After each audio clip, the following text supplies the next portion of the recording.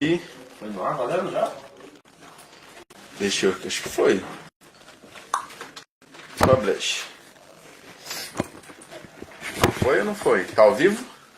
Acho que está ao vivo. Entramos 2 minutinhos atrasado aqui e aí eu apertei um botão novo. Acho que entrou ao vivo. Boa tarde, Vitor Guerra falando aqui pelo Forja Responde. Esse momento semanal para falar sobre liderança criativa e carreira, negócios criativos. E a Carol, nossa espectadora mais assídua do Forja Responde. Carol, na verdade, eu estou fazendo piada, mas ela vai estar aqui daqui a pouco. Hoje foi um dia super corrido para todo mundo. A gente está numa semana super intensa, que é o Luiz. É o... Ó, vou girar a câmera rapidão aqui. Vou ligar a tomada, ligar a fonte. Beleza? Diego Martins está aí. Carol está aí. Deixa eu botar um zoom aqui na minha cabeça. O som tá beleza? Acho que tem uma coisa que eu posso fazer para melhorar o áudio. Deixa eu fazer isso agora antes de começar a ler. Que é tudo on the go. Ó, deixa eu mostrar para vocês como funciona. Ó. Tem um aplicativo que é dessa câmera Mivo. Não vai dar para ver a Mivo em si. Depois a gente pode até mostrar no Stories. Deixa eu desligar a rede celular, fica só no Wi-Fi. Foi! Agora eu acho que o áudio vai ficar jóia. Não vai ter as interferências que parece internet de escada no microfone. A gente coloca um microfonezinho no telefone e às vezes dá interferência. Mas ok, vamos ao que interessa. Vitor Guerra, no Forja Responde.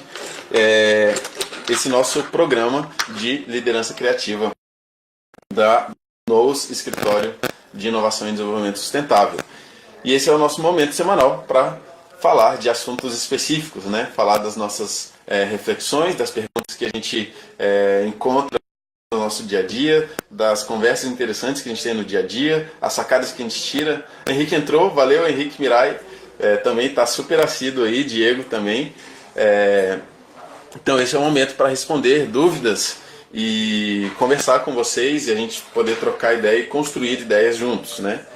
Então, acho que a gente já pode, vou começar já com aquela provocação marota de toda semana, que é, a gente antes fazia não era perguntas e respostas, era o Forja Responde, onde a gente, durante a semana, ou durante as semanas, nós coletávamos assuntos e trazíamos respostas e íamos discutindo em cima dessas respostas, e a gente mudou para o modelo perguntas e respostas, onde quem está assistindo dá o tema, coloca suas questões e a gente vai construindo isso mais jam session, mais no improviso, mais vivo do que uma resposta pronta, né? Então já vou deixar a provocação, você que está aí, Diego, já manda as tuas questões. Semana passada teve uma questão, acho que foi no Papo Alinhado, foi no programa da Golden Grids Academy, e não no da Forja, onde você falou que já desistiu, por exemplo, de não apresentar 3 versões. Se quiser trazer isso de novo, eu fiquei super curioso para falar mais sobre isso. Eu estava agora numa reunião, tem um assunto para quebrar o gelo e começar, mas eu vou precisar de vocês daqui a pouquinho, tá? E eu estava numa reunião com um cara que é super amigo, mas é também um super mentor para mim, que é o Herbert Mascarenhas, que é da Baião de 2, do Café Melbourne, aqui em Brasília. E deixa eu ver um jeito interessante de fazer, mas ele virou sênior muito antes de mim. Então eu sempre busco algumas reflexões e referências e conselhos lá. Além de ser muito legal conversar e trocar ideia com ele, não só pela mentoria, né? Um cara muito bacana. E a gente estava lá conversando, e apesar dos vários assuntos que surgiram, surgiu um que é como colocar isso, mas cara, a vida não termina em determinado ponto da vida, né? O que eu quero dizer com isso? Às vezes a gente tem um pouco essa fantasia burguesa, e a gente estava falando nisso no escritório esses dias, e foi engraçado chegar lá e ele tá refletindo as mesmas coisas e a gente conseguir construir isso juntos. Eventualmente, a gente rala tanto na vida e nem sempre a gente tem sucesso, e a gente tem que aceitar que a gente se lascou e que você tem que voltar, refazer um plano e tentar de novo, e você fica indo e vindo, não tem um sucesso absoluto para sempre, e que você não vai coletar frutos passivos dos seus esforços para sempre. Você vai ter frutos em determinado momento, você vai ter que continuar trabalhando para poder construir novas coisas. E eventualmente a gente cai nessa fantasia de...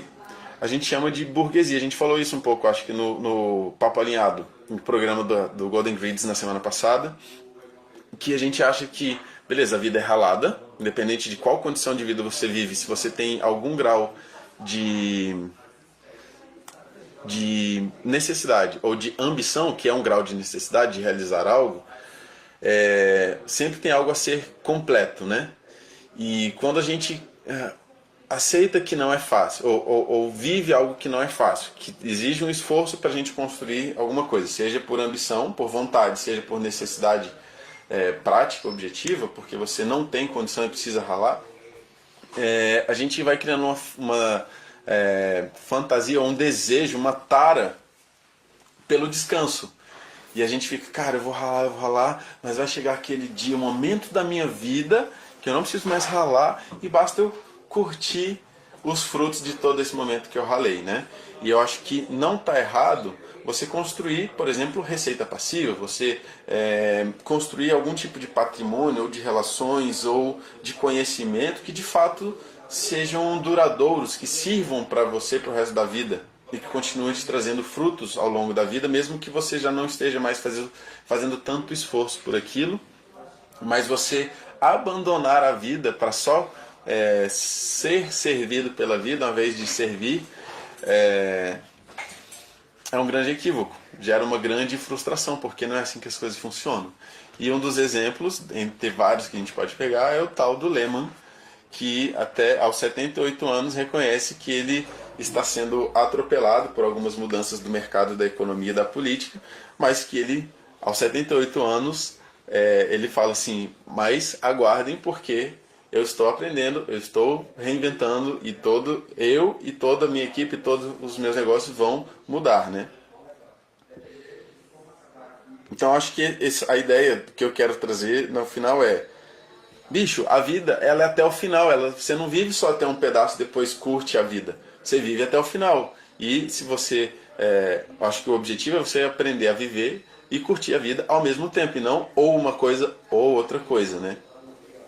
Ou alternando, e de preferência fazendo as duas coisas ao mesmo tempo. Quando você descansa, você aprende, ou seja, entre aspas, você trabalha, você vive experiências que te tornam mais vivo, mais sábio, mais capaz de realizar coisas, ao mesmo tempo que enquanto você trabalha e rala, você também aprende coisas que te fazem mais vivo, mais realizado, que te dão mais respostas para o trabalho, para a vida pessoal, para a vida familiar e por aí vai, né? Teve comentário, acho que do Henrique, deixa eu puxar aqui. Aguenta aí, galera.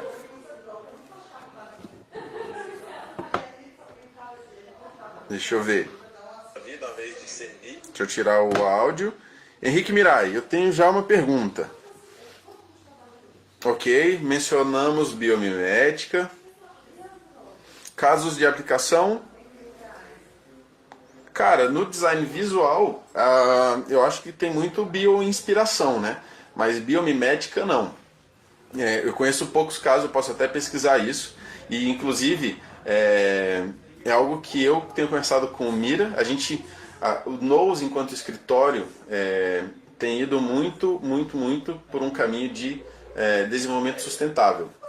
Não significa sustentável no sentido do verdinho da natureza, mas se você entrar na agenda da ONU para o Desenvolvimento Sustentável, a Agenda 2030, você vai ver que tem várias diretrizes, né? Vários objetivos de desenvolvimento sustentável, eu acho que são 17, e engloba muito mais do que só o meio ambiente, sustentabilidade ou recuperação do meio ambiente, mas envolve processos, modelos econômicos, envolve modelos sociais, envolve uma série de coisas.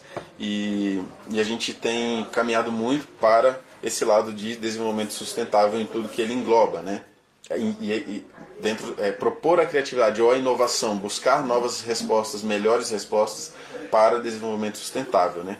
E a biomimética é natural como um caminho, uma ferramenta para gerar desenvolvimento sustentável, porque é essa ciência de compreender as lógicas que fazem a natureza atuar com eficiência e eficácia e trazer essas lógicas, essas inteligências para a esfera humana, né? Então, quando a gente fala de biomimética, a gente não está falando só de biônica ou só de bioinspiração. Essas são algumas possibilidades de aplicação da biomimética, que é você aplicar nas formas, você olhar uma forma que funciona bem na natureza e aplicar isso numa criação humana. Mas a gente também pode falar sobre processos, a gente pode falar sobre sistemas, né? Relações de pessoas, ou processos são tarefas ou etapas ou comandos que combinados chegam a um resultado. Então, quando a gente olha os processos da natureza e traz a lógica, não necessariamente a forma, mas a lógica para um processo humano, isso tem mais a ver com biomimética. Porque essa coisa de copiar só a forma é uma das possibilidades só, e talvez a mais rasa, a mais simples de você aprender com a natureza, né? Então acho que eu vejo, nunca fiz um estudo muito a fundo da aplicação disso no design visual, mas eu vejo muito bioinspiração, mas não necessariamente a biomimética, você entender a lógica, a inteligência, a genialidade da natureza e aplicar nos processos e modos de pensar. Deixa eu... Já vai chegando aí, Carol, quando você tiver à vontade. E lembrei o que eu estava falando. Eu e Mira, a gente estava falando nesses dias, porque a gente tem pensado biomimética muito como processo sistema, muito como ferramenta de inovação, de desenvolvimento sustentável, como inovação social, como inovação empresarial. Mas a gente ainda, eu e Mira, a gente ainda não puxou isso para o design visual e para as expressões artísticas, para a poética. E a gente se propôs esse desafio de usar a biomimética para o desenvolvimento da nossa linguagem, das nossas soluções de comunicação, de estratégia de comunicação, estratégias de marca e expressão artística também, né? A gente estava falando sobre isso, trocando mensagem esses dias. Sim. Porque a gente tem aqui um processo NOS de criação, que é NOS, Psique e Soma. Então, sempre que surge um projeto, mesmo que ele seja um cartaz, uma camiseta, ou só um logotipo, ou alguma coisa que seja muito de expressão visual, de comunicação visual, que não envolva uma grande estratégia, a gente sempre para pensar na necessidade, no contexto ali, entender qual é a ideia que tem que vir a nascer ali para ter sucesso naquela criação, para que aquilo cumpra o seu papel no mundo, seja útil para alguém, ou que faça sentido para alguém, que cumpra o propósito original daquela criação. Depois a gente busca no mundo e na experiência humana, no universo humano, quais são as coisas que representam isso, né? Quais são os sentimentos que representam essa ideia que a gente está falando? Quais são as emoções? Quais são as expressões materiais disso? Quais são as cores que expressam essa ideia? Quais são as texturas? Quais são as letras? Quais são as expressões culturais? Como o ser humano expressou isso em diferentes culturas, em diferentes momentos da história para representar essa ideia. E aí depois a gente vai para o soma, que é essa terceira esfera, que é onde a gente pega a ideia, vê quais são todas as manifestações dela que a gente conhece e constrói uma manifestação nossa para esse tempo, para esse momento, para esse contexto e com a nossa, o nosso toque, né? E aí esses dias a gente parou para pensar que a gente não precisa ficar nessa parte da psique, que é das expressões simbólicas das coisas, ficar preso só às coisas humanas. A gente pode olhar para a natureza, se a gente está falando de representar, vou chutar, super abstrato, aberto, mas é a ideia que está na minha cabeça, amor. Então a gente depois vai fazer uma super pesquisa do que conhecemos no mundo que representa amor. Na natureza a gente tem vários exemplos. Então a gente pode tanto copiar a forma de expressão do amor na natureza, como a lógica ou os processos e os sistemas que funcionam porque tem cola, unidade entre coisas que são distintas e, portanto, tem amor, e a gente pega esses sistemas, essas lógicas e usa para criar unidade visual, unidade de expressão, unidade de comunicação, e aí a gente começa a falar de biomimética aplicada a design visual e as artes visuais, ou qualquer expressão de arte, né? E aí, eu acho que seria super legal. A gente se propôs esse desafio. Mas agora, de cabeça, um exemplo de alguém que usa isso no design visual desse jeito que eu estou falando, eu não conheço. No Behance, na verdade, rola uma menina, que é a... Eu não me lembro o nome dela, gente. Eu sou péssima com essa coisa de nome. Mas se você digitar Biomimicry, Cry, igual chorar, CRY, que é como a gente fala biomimética em inglês. Deixa eu escrever aqui. A marca da biomimética, ela foi construída a partir dos princípios da natureza, né, que são 6 princípios que a gente estuda dentro da biomimética. E a designer, ela usou esses princípios, mas ela não explica como, mas ela diz que usou. E tem um livro que é Biomimética Aplicada ao Design Gráfico, que não é um livro publicado, na verdade ele é um PDF, que é o trabalho de formação do Biomimicry Specialist de uma outra designer. É bem difícil de achar ele, mas eu posso caçar o link dele para passar para vocês. E ela faz um paralelo, né, entre o trabalho do design gráfico focado no ser humano e quando a gente coloca estratégias da natureza e como que isso intensifica o trabalho. Né? O design gráfico tem essas duas. Legal. E tem uma designer que eu também não lembro o nome dela, eu juro que eu vou botar todos os links pra vocês. Ela é uma designer que ela ficou famosa porque ela fez uma chess inspirada no... Eu não sei exatamente quais seres vivos, mas lembra muito a anatomia de uma língua, a chess dela.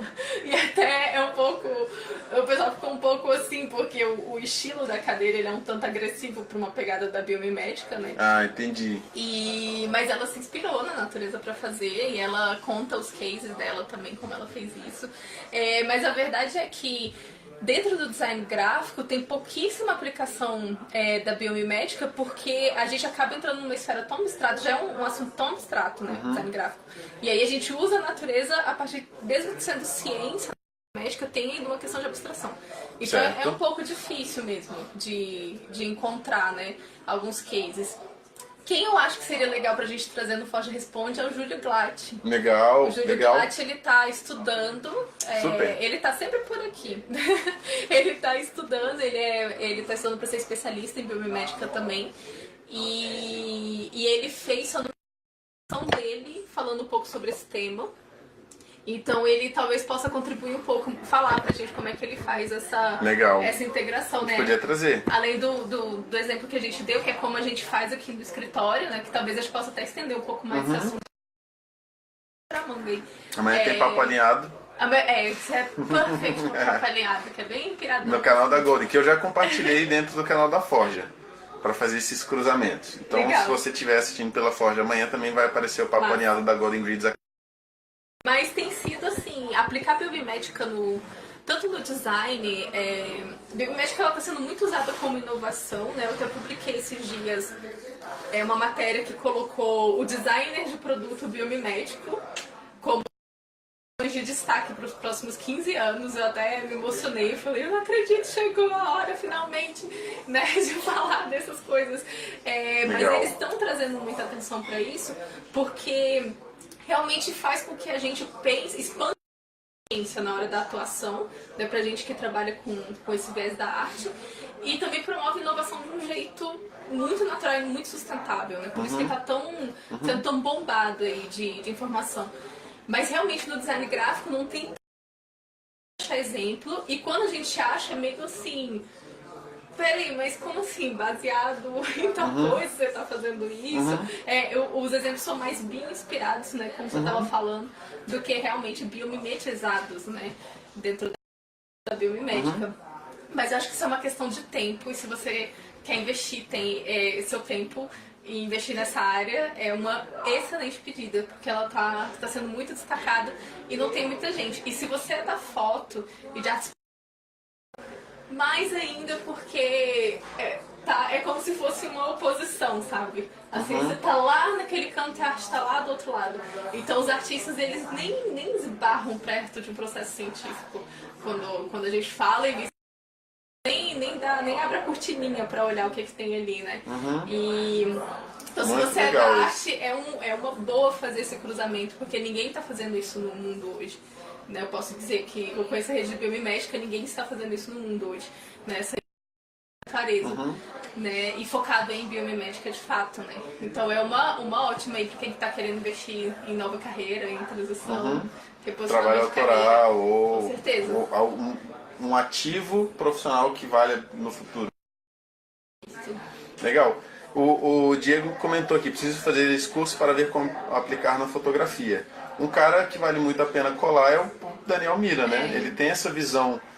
Primeiro, eu acho que conseguir a foto intencionalmente enquanto linguagem, eu acho que é o assunto aqui. Né? Não é só sobre biomimética. A biomimética é uma das maneiras de você construir formalmente a fotografia com o auxílio das inteligências da natureza. Mas você, enquanto fotógrafo, acho que o objetivo é você conseguir ter domínio completo sobre a expressão da foto. Né? Então, você conseguir captar como ela pode se expressar e conseguir construir isso por meio da foto é que é o grande lance. O Mira é o mago dessa parada, vale a pena. A gente troca muita ideia, né?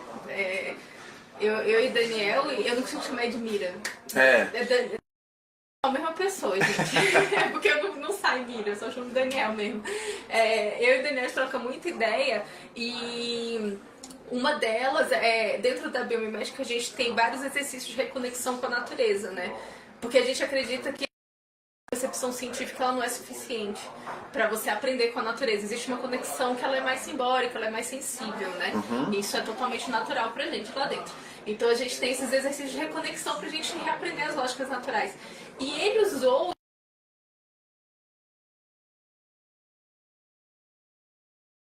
do Viagens, né? As imersões lá que ele já falou algumas vezes que ele faz. E ele pegou esses exercícios e ele foi aplicando essa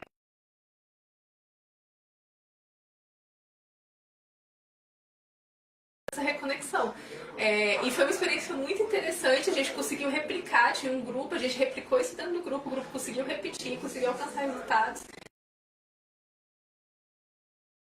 Legal para conversar sobre como implementar isso com fotografia, com esse viés de arte, né? Com certeza. Ele é o mago, acho que da expressão, né? Incluindo a biomimética e do para aplicar nas expressões. Teve aqui o comentário. Antes de você chegar, eu estava falando sobre... Eu ouvi tudo. Ouviu? Você tava, ok. Então a Carol estava assistindo. Eu não sabia o quanto você tinha assistido.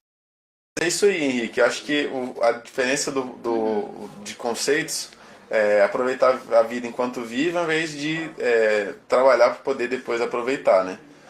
Tudo que eu acho que é muito bacana vocês terem trazido esse tema. Isso, porque eles estão falando que isso vai mudar, né, ao longo do tempo. A gente vai ter aposentadorias parceladas, né? A gente não vai trabalhar num combo assim, tipo 40 anos, você só trabalha e vira aquele escravo, né, de repente assim, vai fazer outra coisa. Você tá, mas o quê? Para que eu sirvo na sociedade? Você só sei apertar parafuso, né? E aí eles estão falando que com o tempo isso vai mudar um pouco. A gente vai trabalhar, aí por volta dos 30 e poucos vai rolar uma ressignificação de carreira. As pessoas vão ter períodos de estudos diferentes lá pelos 30, pelos 50 anos.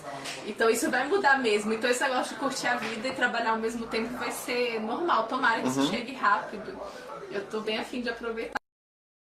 Regra aí. E ainda tem isso é incrível, e ainda tem o jeito de hackear, que é o jeito filosófico, que é você de fato andar vendo o que está, você aprendendo com cada situação, você aprendendo com cada pessoa, você entendendo como o Pedrinho fazendo munganga ali. Ei, desde munganga, rapaz. Oxe, menino. O... Mas você, né, de fato, isso não é fácil, principalmente quando você está realmente num contexto que é muito insalubre. Sim. Mas você conseguir descobrir como cada situação contribui com a construção da tua vida ou da história que você quer. Um aprendizado, uma coisa memorável, um momento de afeto, tudo. Cada segundo da tua vida guarda uma semente de algo que pode ser memorável, útil e rico para você. Cada momento, mesmo momento mais, mesmo agora, esse segundo, ele tem guardado algum presente. Muitas vezes a gente não pega porque a gente não está sensível, a gente não está treinado para ver o mundo por essa ótica, a gente vê por outra ótica. É engraçado, eu vou ficar falando do Daniel, você já, né? Eu vou ficar falando dele. Ele tá terminando o mestrado, ele defende agora sexta-feira, né? E aí, como toda defesa de TCC, de mestrado, seja o que for, dá tudo errado na sua vida. Então, assim, desde o irmão dele internado, o cara não tinha um papel do tamanho, ele teve que refazer o arquivo. Quando ele refez o arquivo, aí o cara achou o papel do tamanho, aí não funcionou a posição.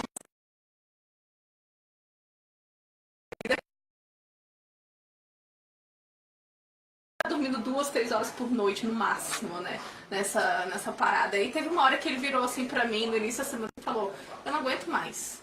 Tipo, chegou na minha frente, eu faço. Eu não reclamo, eu não tenho mais sentimento em relação a essas coisas. Eu não vou me envolver emocionalmente com absolutamente nada. Eu só vou sentar e vou resolver. E aí ele começou. E aí eu tô acompanhando. É muito doido, porque vai aparecendo um problema mais sinistro atrás do outro. E ele assim, tá aqui, ó. Ah, não, tá aqui o arquivo. Tá aqui. Ele tá resolvendo. É claro, assim, ele tá totalmente sem sentimentos em relação que cortou esse lance da emoção pra resolver logo tudo que ele precisa resolver. Mas tem total sentido nisso, porque quando a gente faz o que a gente tem que fazer, quando a gente faz a nossa parte, que é a parte entre aspas, é chata, vai sobrando tempo pra curtir as outras coisas. Mas a gente começa a fazer esse match, sabe? De fazer as coisas chatas curtindo. Eu acho que eu diria que seria sabedoria profissional, né? Que não é fácil, mas que é possível. De fazer as coisas que você ama e as coisas que você odeia com a mesma intensidade emocional, né? Eu acho que isso é um sonho de ouro de quase todo profissional, né? A gente conseguir alcançar isso. Mas é bem interessante porque é uma postura mesmo da vida. Ele tava no furacão e teve uma hora que ele parou e falou: quer saber? Eu não reclamo mais, eu só faço agora. E aí ele tá fazendo, tá resolvendo, tá quase tudo. Né? E é problema cabeludo, viu? Não é problema muito simples de resolver, não. Não é assim, tipo, esqueci de pagar a conta d'água, vou pagar agora. É um negócio meio sinistro, assim. Então é interessante mesmo essas reflexões.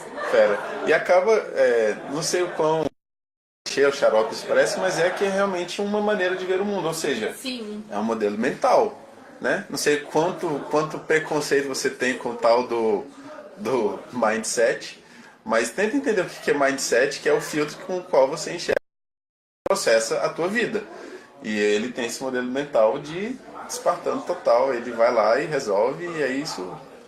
E a gente vai é um pouco assim. A gente é um pouco assim, a gente né? É um pouco assim. Se você acompanha a gente no canal, vocês já viram que a gente é bem estoico. A gente é bem estoico, assim, boa palavra. Tipo, a vida é assim, a vida dura, desse jeito mesmo, vambora, né? Tipo, senta, chora. Tem uma metáfora que o pessoal fala que a filha tava varrendo a casa e o pai dela falando pra ela assim: pode chorar, né? Chora, porque você tem que varrer a casa. Mas varre, continua, sabe?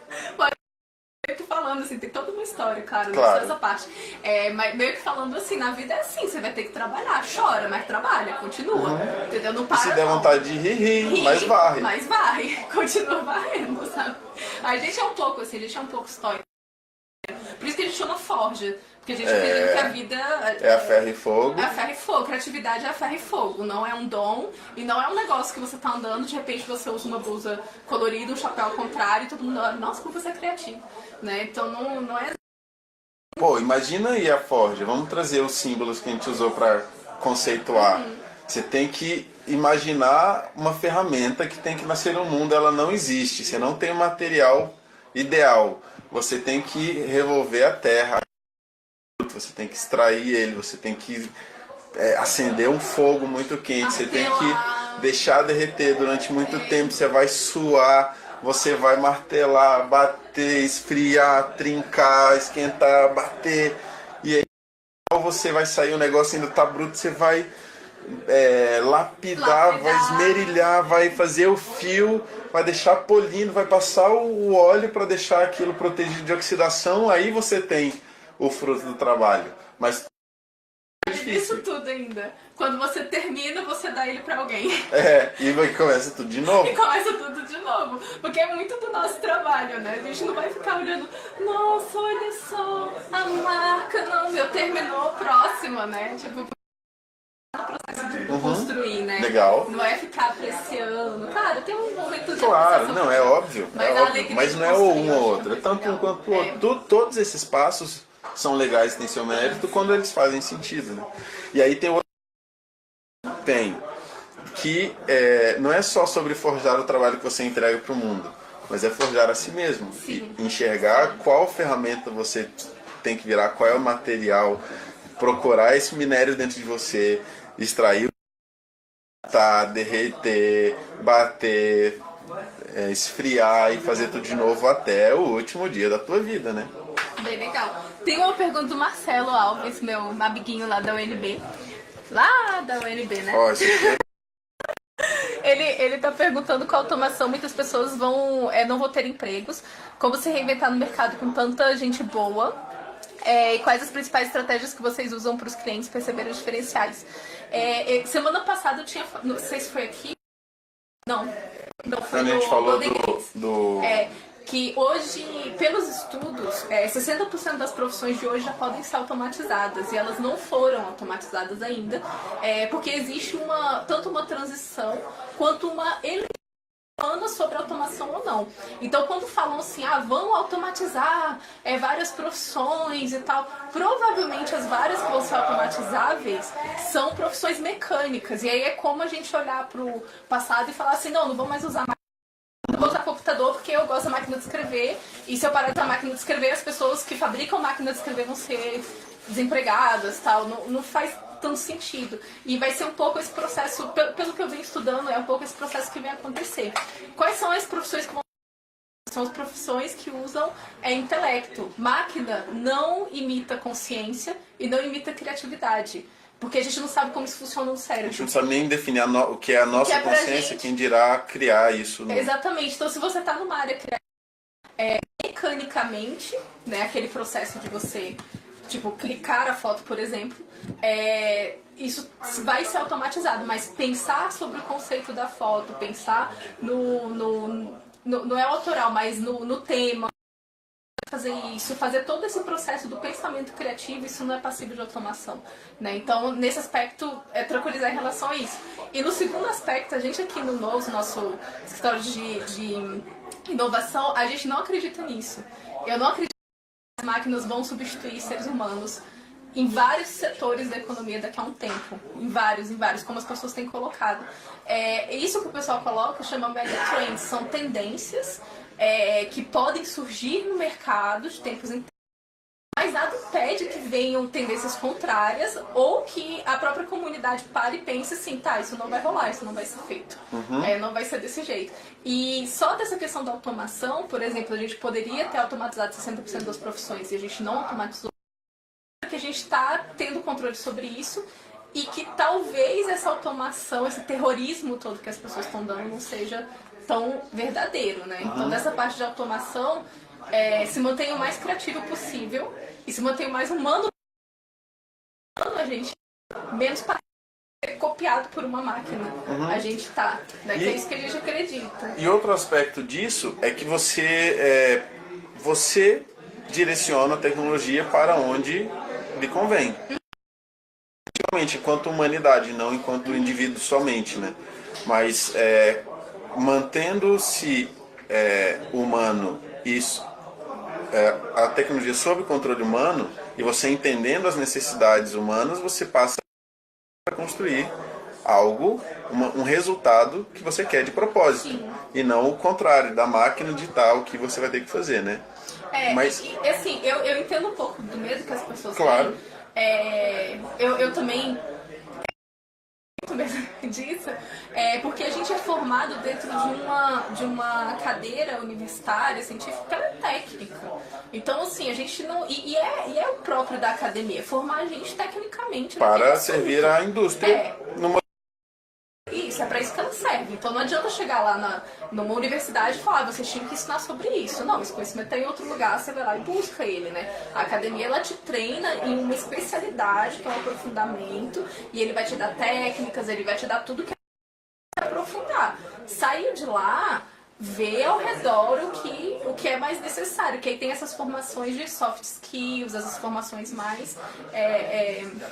humanas mesmo, para o seu próprio desenvolvimento de carreira e de profissão, né? E é um pânico porque a gente sai da faculdade formado tecnicamente, a gente acha que aquilo lá é um dogma, tipo, a única verdade do universo é o design suíço que eu aprendi lá, no meu caso na UNB, e eu tenho que fazer produto só com igual John Haskell dele, eu não posso evoluir porque eu aprendi na faculdade. Você acha que aquilo é a única coisa que você vai ter que fazer pro resto da vida. Exato. Né? Exato. Então, acho que isso precisa ser repensado. E esse lance que você está falando da universidade atual formar os técnicos, e a universidade, a academia, ela surgiu nesse modelo com o propósito de formar mão de obra em larga escala para suprir as necessidades da indústria, ou para formar que as máquinas mecânicas não conseguiriam suprir naquele momento. Então a gente precisava de máquinas humanas para suprir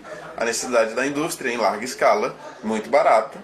E a gente ainda está sendo formado tecnicamente nesse aspecto e o pior é formado mentalmente ainda nesse aspecto. Isso é herança do positivismo, né? Historicamente, até o positivismo, não sei se vocês lembram de períodos históricos, eu gosto um pouco de história. Até o positivismo, todas as culturais, sociais, elas tinham como base a filosofia, né? Então a filosofia, que nem uma amiga nossa falou, ela é o design da mente. Né? Ela ajuda a gente a refletir e a aplicar isso no mundo de forma que faça sentido. No positivismo, eles tiram isso, todo o processo de reflexão, todo o processo de pensamento sobre o que fazer com as coisas das academias e colocam isso como uma ciência única, afastada de todo o resto. Ele é de um contexto social inteiro que acontecia. Então, depois disso, vai começar a ter muito estudo técnico, vai começar a vir revolução industrial, vai começar a vir um processo de maquinalização do mundo. A diferença é que a máquina é o melhor, a máquina que está certa. E a gente está mudando isso. Hoje a gente já está olhando para a máquina como um utensílio, né? E a natureza e o ser humano e tudo que é dotado de um né, como algo a ser copiado, algo muito melhor do que o sistema de máquinas, né? Então não só a academia entrou nesse processo de mecanizar nosso processo de aprendizado, a escola que a gente veio também mecanizou o processo de padrões, outros lugares mecanizaram esse processo, a nossa alimentação, a monocultura, ela faz isso de um jeito absurdo em termos de produção, pra gente comer sempre as mesmas coisas, do mesmo jeito. É uma coisa meio global. A academia está no meio disso também, né? Porque ela está dentro do contexto social. Aí o que eu acho legal pra gente é prestar atenção pra gente não entrar nesse lance, sabe? Pra gente não entrar, botar um robô na prateleira e fazer reverência pra ele todos os dias, né? Falou, oxi, bicho, quem manda aqui é a gente, rapaz. Tipo isso, quem manda aqui sou eu, né? Isso acaba um pouco do futuro meio Blade Runner, né? Que todo mundo é meio misturado. Eu acho que isso ainda vai rolar. Seria massa, inclusive, se rolasse. Eu acho que tem várias coisas que eles colocam aí que é meio fantasioso, né? A gente tem que tomar cuidado com essas previsões aí. Que o pessoal, principalmente o pessoal futurista dos tecnológicos, né? Que eles colocam um terror, assim, o futuro do trabalho e tal, tipo, já era, né? Você vai ser automatizado, você vai ser demitido, você pode ser demitido, mas não por uma questão da automação, é porque a gente está num contexto de mudança realmente, né? Mas não é a culpa da máquina, né? O que eu acho, e que é algo parecido, é que todas as situações guardam várias facetas. Toda a realidade tem várias facetas. Ao mesmo tempo que esse avanço tecnológico, essas mudanças econômicas, sociais, ambientais, tudo isso vai impacto, necessita novas respostas. Isso tanto guarda possibilidades da máquina dominar quanto possibilidades do homem dominar, e aí você tem que escolher qual viés você quer. Tudo tem muitas possibilidades, e aí é uma questão de escolha.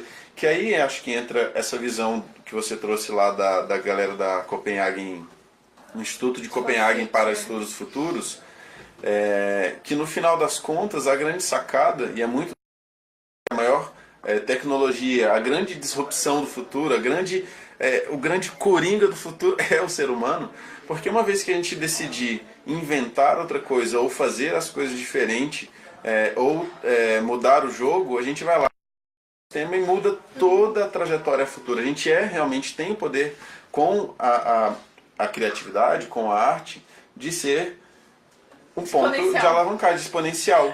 De tá tudo indo para lá, a gente chega, coloca uma variável que é totalmente e muda o rumo. A gente tem o poder de mudar a trajetória das coisas. E a gente acredita muito nesse aspecto que a tecnologia mais disruptiva do futuro é o ser humano. O que pode mudar o jogo no futuro é o ser humano. Isso Isso exige um investimento humano muito forte, né? E aí eu acho que é muito sobre investir, tem um pouco a ver com as perguntas seguintes do Marcelo, mas investir no ser humano para que o ser humano seja capaz de ter o controle sobre as coisas e utilizar todas as mudanças e avanços tecnológicos para conveniência humana e do planeta, né? Perfeito. Aí vamos lá, como se reinventar no mercado? Tanta gente boa, se reinventar constantemente. Eu acho que, beleza, isso é inexorável. Tipo, é inquestionável que tudo está num caminho de alta... muita mudança, mas tudo está entrando no nível de detalhamento, de alta resolução, que é inquestionável. Então significa que mesmo o ser humano tem que entrar num nível de eficiência e eficácia muito maior, né? Acho que esse é um aspecto. Se tem muita gente boa, você vai ter que seguir o mesmo movimento e continuar se aprimorando constantemente. Seja por uma necessidade competitiva, seja por uma necessidade de realização pessoal. Seja um motor externo, seja um motor interno. Você tem que continuar evoluindo constantemente e tem um pouco a ver com o primeiro assunto. Ralando até o final da vida, porque você nunca vai esgotar as possibilidades da tua vida. Então continua ralando. E tem uma questão também que a gente está entrando no contexto de microeconomias agora. Né? A gente está saindo da macroeconomia, onde a gente está situando grandes empresas que são controladoras do mercado, que decidem quem trabalha, quem não trabalha, quem está dentro, quem está fora, quem consome, quem não consome. Eles conseguem definir todos esses padrões. Essas grandes instituições, elas não estão mais sustentando o poder, por isso que estão quebrando em vários setores, né, em vários lugares. E a gente tem um ativo intelectual muito grande sendo colocado de volta no mercado, que somos nós, pessoas que estudamos, investimos em carreiras, em várias coisas, e que sabemos. E a gente, às vezes, não acha para onde direcionar, né, esse conhecimento.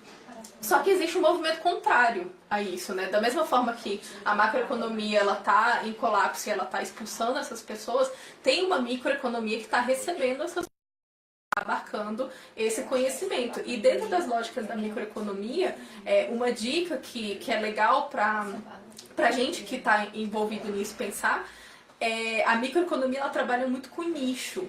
E aí é o que a gente vê. Tem que trabalha com mobilidade urbana em cidades para pessoas X. E tem um Cabify que trabalha com mobilidade urbana em cidades com mais respeito e ética. E tem a 99 que trabalha com mobilidade urbana, só que por um preço mais barato e cauda longa. Então, assim, vão começar a surgir muitos nichos, pequenos nichos de atuação, né, dentro. E aí, o que eu vejo como dica, assim, pra você se diferenciar acha seu nicho. Acha aquele nicho que você é muito apaixonado. E eu acho que essa questão da emoção, do sentimento que você deposita sobre as coisas é importante. Total. Porque você vai ter que ralar muito, então você tem que gostar. É tipo quando você tá afim de alguém, sabe? Uma pessoa de sacaneia, mas ela é tão legal, né? A gente fica... Tem que ter uma unidade de amor, porque senão você cansa de fazer. E esse envolvimento emocional é uma das características humanas, que faz as coisas serem humanas e não Sim, maquínicas. sim. E aí, tendo se achando esse nicho, começa a investir nele. Então, por exemplo, eu vou me usar como exemplo, porque se estiver errado, aí não é por, tipo, eu não tô falando sobre mim, é porque se estiver errado é minha vida mesmo, eu posso expor. Agora expor a vida de outra pessoa, só do Daniel mesmo. Eu queria trabalhar em inovação, eu achava isso legal. Mas eu achava todos os conceitos de inovação meio Xarope? meio xarope, eu achava meio idiota. Então, quando eu vi a biomimética, eu não era nem um pouco da área de sustentabilidade, não era nem um pouco desse povo que abraça a árvore, fazendo solética picada de mosquito. Eu tive que vencer várias coisas, sabe? Entrei num processo de paixão, de amor pela natureza gigantesco depois disso. Mas eu vi um sistema muito inteligente. Eu falei, caramba, esse negócio é muito inteligente. E eu gosto de coisa inteligente.